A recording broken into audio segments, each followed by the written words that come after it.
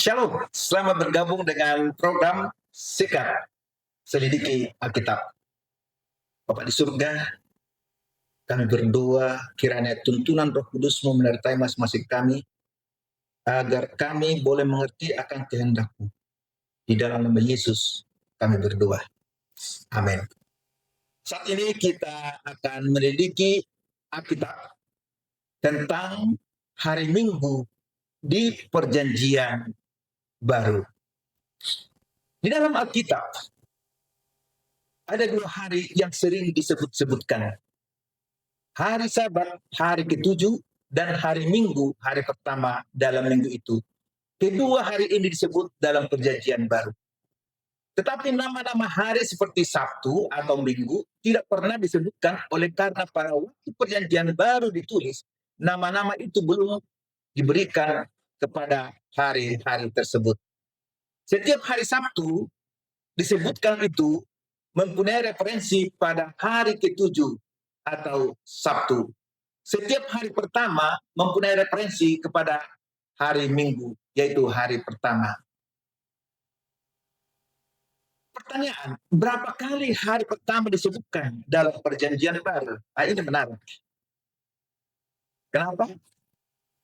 Agar kita mengetahui, mendalami Alkitab, sikat selidiki Alkitab. Tentang hari Sabtu jelas, Perjanjian Baru mencatat 62 kali. Ya. Hari ketujuh 3 kali. Total 65 kali. Tetapi hari pertama dalam minggu itu disebutkan hanya 8 kali. Tetapi tidak pernah disebutkan itu menjadi hari Sabat. Itu terdapat dalam Matius 28 ayat 1, Markus 16 ayat 2, Markus 16 ayat 9, Lukas 24 ayat 1, Yohanes 20 ayat 1, Yohanes 20 ayat 19, Kisah 20 ayat 7, 1 Korintus 16 ayat 2. Yang menarik adalah satu kali kami ada berdiskusi melalui Zoom. Kebetulan saya sebagai narasumber dan termasuk pastor ada di sana, para pendeta non Advent ada banyak hadir pada saat itu. Waktu kami membahas tentang hari Sabat, lalu seorang pastor berkata, kebetulan beliau bersumber dari Makassar. Ada saat itu di Makassar. Pak John, hari Sabtu itu sudah diganti menjadi hari Minggu. Itu tertulis dalam Kisah pasal 20 ayat 7. Dan mereka karena apa? Mereka memecah-mecahkan roti pada hari Minggu. Nanti kita baca selengkapnya. Lalu beliau bilang, yang kedua, dia bilang bahwa di dalam 1 Korintus 16 ayat 1 sampai 4, bahwa hari Minggu itu semua orang harus mempersiapkan persembahan. Tentunya persembahan itu adalah untuk Paulus, dan itu dikumpulkan pada hari Minggu. Baik, mari kita selidiki firman Tuhan. Sikat selidiki firman Tuhan. Kita baca Kisah pasal 20 ayat 7. Pada hari pertama dalam minggu itu, ketika kami berkumpul untuk memecah-mecahkan roti, Paulus berbicara dengan saudara-saudara di situ, karena ia bermaksud untuk berangkat pada keesokan harinya. Pembicaraan itu berlangsung sampai tengah malam. Pertemuan itu diadakan pada petang hari, itu Sabat malam, Sabtu malam. Karena banyak lampu dalam ruangan itu. Dan Paulus bukan hanya berkhotbah sampai tengah malam, tetapi ia lanjutkan sampai fajar menyingsing di minggu pagi sebelum dia berpisah dengan jemaatnya. Artinya pertemuan itu adalah perpisahan antara Paulus. Karena hari Sabat sudah berlalu, lalu mereka bertemu. Di dalam kalender Alkitab, bahwa hari itu, pergantian hari itu adalah dari matahari terbenam sampai matahari terbenam. Matahari terbenam sampai matahari terbenam. Itu terdapat dalam Imamat 23 ayat 32. Juga dalam Kejadian 1 dan Kejadian 2. Matahari terbenam, itulah satu hari. Nah, perhatikan, Dalam Kisah 20 ayat 7 sampai 12, pertemuan yang kudus itu, yang khusus itu diadakan hingga malam atau Sabtu malam, karena Paulus akan pergi ke Makedonia, dari Makedonia ke Troas. Pertemuan itu hingga tengah malam, yaitu Sabtu malam, karena seorang pemuda yang jatuh karena ngantuk lalu mati, dan Paulus menghidupkan kembali. Kita baca ayat selengkapnya. Kisah 20 ayat 7 sampai ayat 12. Pada hari pertama dalam minggu itu, ketika kami berkumpul untuk memecahkan roti, Paulus berbicara dengan saudara-saudara di situ, karena ia bermaksud untuk berangkat pada keesokan harinya, yaitu hari Minggu. Pembicaraan itu berlangsung sampai tengah malam. Di ruangan atas, di mana mereka berkumpul, dia dinyalakan banyak lampu. Ayat 9, seorang muda bernama Eutikus duduk di jendela. Karena Paulus amat lama berbicara, orang muda itu tidak dapat menahan ngantuknya. Akhirnya ia tidur lelap dan jatuh dari tingkat ketiga ke bawah. Ketika dia diangkat orang, dikatakan dia sudah mati. Ayat 10, perhatikan. Tetapi Paulus turun ke bawah. Mereka merebahkan diri di atas orang muda itu, mendekatnya dan berkata, jangan ribut, sebab ia masih hidup. Ayat 11, setelah kembali di ruangan atas, Paulus memecah-mecahkan roti, lalu makan.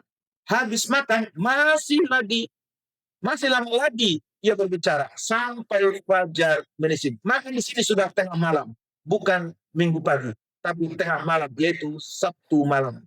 Kemudian dia berangkat. Sementara itu mereka menantar orang muda itu hidup ke rumahnya, dan mereka semua merasa sangat terhibur. Apa yang terjadi? Romo tersebut mengatakan, terima kasih Pak Stumorang, karena sudah menjelaskan, saya baru mengerti. Lalu yang kedua, pengumpulan dana diadakan pada hari Minggu di rumah masing-masing. 1 Korintus 16 ayat 1 sampai 4. Tentang pengumpulan uang dari orang-orang kudus, hendaklah kamu berbuat sesuai dengan petunjuk-petunjuk yang diberikan kepada jemaat-jemaat di Galatia. Apa itu petunjuknya? Pada hari pertama tiap-tiap minggu, hari pertama tiap-tiap minggu itu hari Minggu, hendaklah kamu masing-masing sesuai dengan apa yang kamu peroleh, menyisihkan sesuatu dan menyimpannya di rumah, bukan di gereja, ya, menyimpannya di rumah. Supaya apa? Ayat 2, supaya jangan mengumpulkan itu baru diadakan kalau aku datang. Jadi penyimpanan atau pemberian persembahan tersebut dikumpulkan di rumah masing-masing. Maka nanti akan ada utusan untuk mengambil dari rumah ke rumah, bukan pertemuan di gereja. Maka sesudah aku tiba, ayat 3 dan 4, aku akan mengutus orang-orang yang kamu anggap layak dengan surat ke Yerusalem untuk menyampaikan pemberianmu. Kalau ternyata penting bahwa aku juga pergi, maka mereka akan pergi bersama-sama dengan aku. Sangat jelas bahwa dalam 1 Korintus 16 ayat 1 sampai 4, pertemuan itu bukan sebuah pertemuan atau kebaktian pada hari Minggu, tetapi menyimpan sumbangan mereka, baik itu pakaian, baik itu uang, di rumah masing-masing, nanti akan dikumpulkan. Ayat ini juga beliau akui sekarang, bahwa dikatakan, oh terima kasih atas penjelasannya. Pemirsa, itu sebabnya kita selidiki Alkitab. Sikap selidiki Alkitab. Menurut Matius, hari Minggu yang ketiga, menurut Matius, apa hubungan antara hari Sabat dan hari pertama dari minggu itu? Kita baca ayatnya. Matius 28 ayat 1. Setelah hari Sabat lewat, menjelang menyingsing fajar pada hari pertama minggu itu, pergilah Maria Magdalena dan Maria yang lainnya menengok kubur itu. Matius menyebutkan 2 hari, yaitu hari Sabat dan hari pertama dari minggu itu. Hari Sabat datang sebelum hari pertama. Tidak ada anjuran untuk mengubah hari Sabat. Umumnya menurut di dalam Injil Matius ditulis kira-kira 30 tahun sesudah penyaliban, dan Matius masih menyebutkan hari Sabat hari yang ke-7. Apa kesaksian Markus mengenai hari pertama dari minggu itu? Dalam Markus 16 ayat 1, 2 dan 9, 2 kali Markus menyebutkan hari pertama itu. Dia mengatakan, setelah lewat hari Sabat, Maria Magdalena dan Maria ibu Yakobus serta Salome membeli rempah-rempah untuk pergi ke kubur dan menyatu Yesus. Dan bagaimana pada hari pertama minggu itu, setelah matahari terbit, pergilah mereka ke kubur. Setelah Yesus bangkit pagi-pagi pada hari pertama minggu itu, ia mula-mula menampakkan diri kepada Maria Magdalena daripadanya Yesus pernah mengusir tujuh setan. Dengan kata lain, hari Minggu di sini bukan pertemuan kudus, bukan hari Sabat yang kudus, tetapi melihat bagaimana Yesus di kuburnya apakah sudah bangkit atau tidak. Berikutnya, Lukas menjelaskan perbedaan antara hari persiapan, hari Jumat, hari Sabat, dan hari Minggu. Perhatikan, Lukas 24 ayat 1. Tetapi pagi-pagi pada hari pertama minggu itu, mereka pergi ke kubur membawa rempah-rempah yang telah disediakan mereka. Ini adalah peristiwa yang sama yang dicatat oleh para penulis lainnya yang berbeda penerangan tambahan. Dalam Lukas 24 ayat 24 dan 23, Kristus disalibkan pada hari persiapan, yaitu hari Jumat. Dikenal saat itu adalah Jumat Agung. Hari berikutnya yakni hari Sabtu. Mereka berhenti menurut hukum Tuhan. Dan Yesus bangkit pada hari pertama minggu itu, yaitu dikenal dengan Minggu Paskah. Jumat, Sabtu, Minggu. Sama dengan urutan kita sekarang hari. Urutan hari sekarang ini tidak ada perubahan. Oleh sebab itu ada 3 hari terkenal. Hari persediaan, hari Sabat, dan hari pertama dari minggu itu. Tetapi mereka berhenti pada hari Sabtu sebagai hari Sabat. Mengapa murid-murid berkumpul bersama-sama pada hari pertama? Yohanes 20, perhatikan baik-baik ayat 1 dan 19.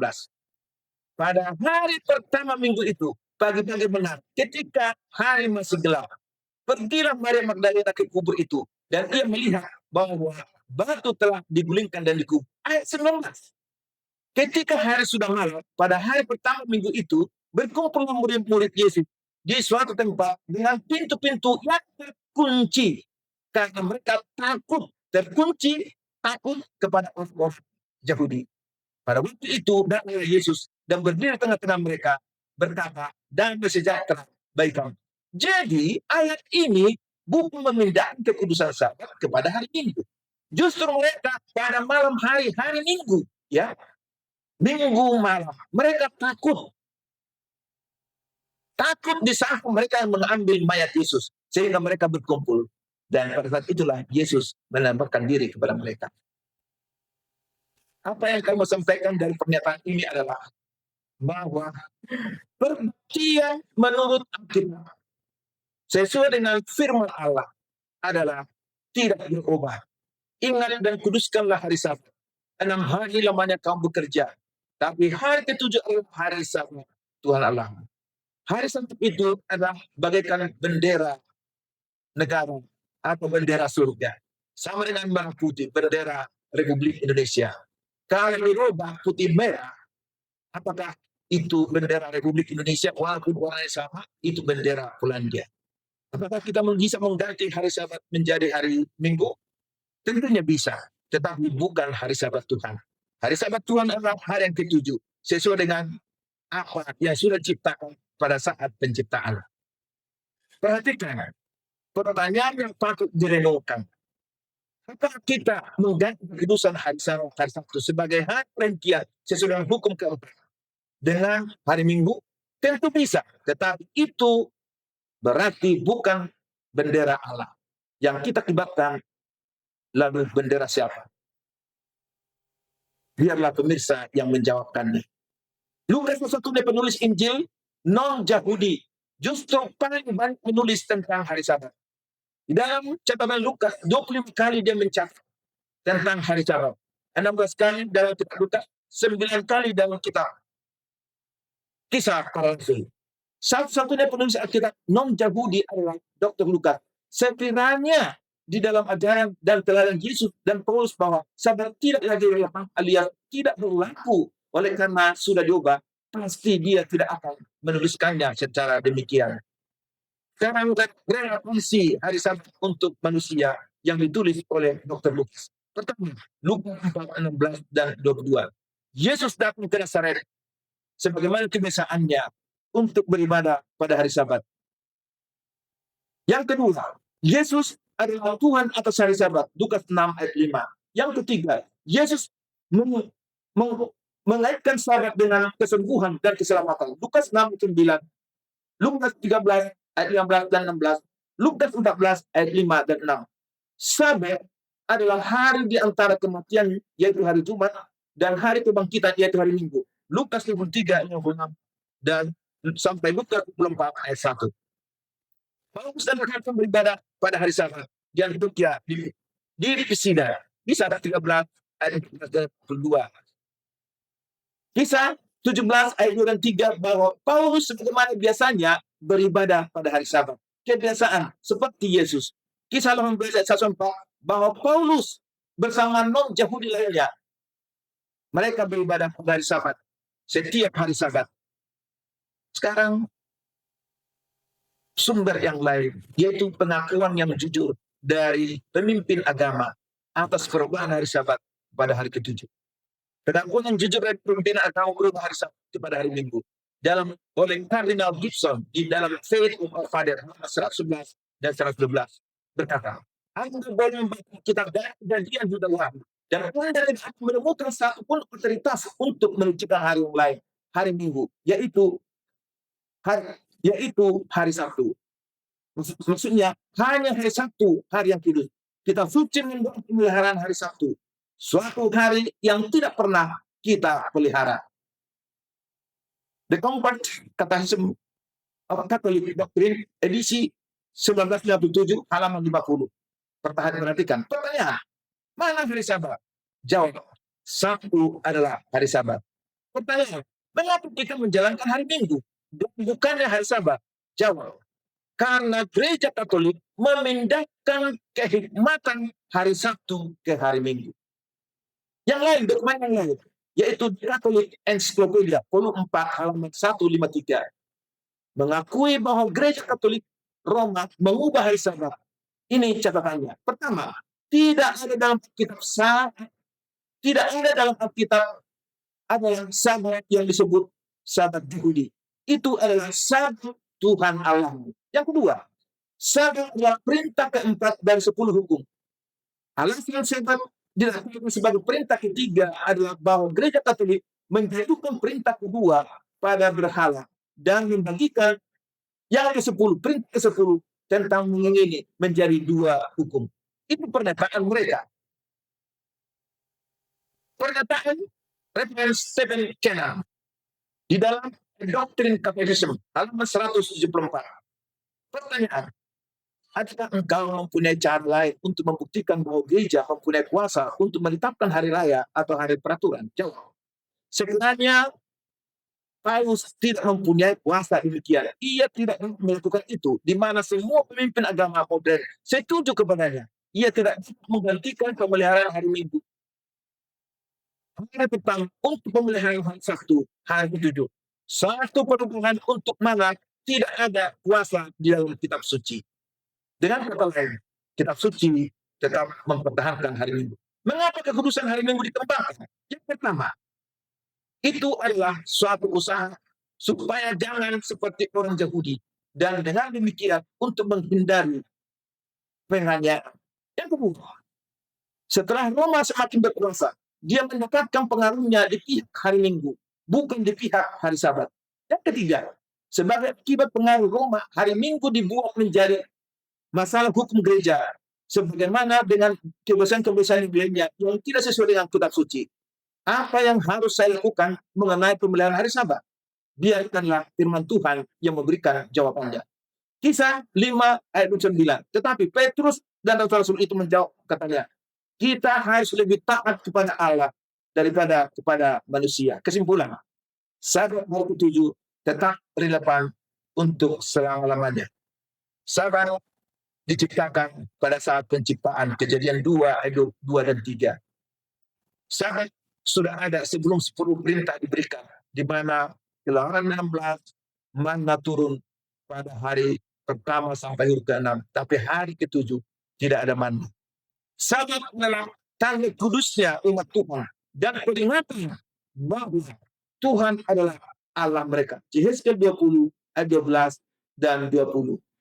Yesus disebut Tuhan atas hari Sabat dan bukan Tuhan atas hari lain. Matius 2 27 dan 28. Yesus tidak pernah meniadakan Sabat. Yang dijadikan tetapi maksud kami, Yesus tidak pernah meniadakan Sabat. Yang dia jadikan tetapi tradisi Sabat Yahudi. Yohanes 5 ayat 18. Yang ditiadakan itu adalah tradisi Sabat Yahudi. Lukas satu-satunya penulis Injil sejarah non-Yahudi justru paling banyak menuliskan tentang Sabat dalam Injil Lukas dan Kisah Para Rasul. Wahyu 12 ayat 17 dan Wahyu 14 ayat 12. Umat Tuhan di akhir zaman setia kepada perintah-perintah Tuhan, yaitu 10 hukum Allah. Yang penting di sini ialah kerukunan orang kudus yang menuruti perintah Allah dan iman kepada Yesus. Pada hari ini, jika kamu mendengarkan suaranya, jangan keraskan hatimu. Ibrani 4 ayat 7.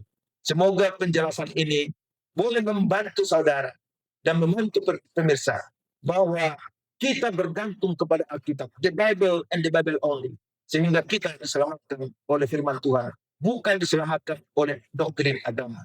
Mari kita berdoa. Bapa di surga, terima kasih.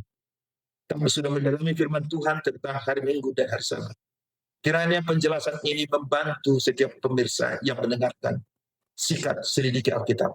Tuntunan Roh Kudus-Mu kami butuhkan untuk menjelaskan dalam hati dan pikiran mereka. Kami rindu Tuhan kami sama-sama untuk berbakti, beribadah, bersabar selama-lamanya di dalam kerajaan, di dunia baru sampai kekal selama-lamanya.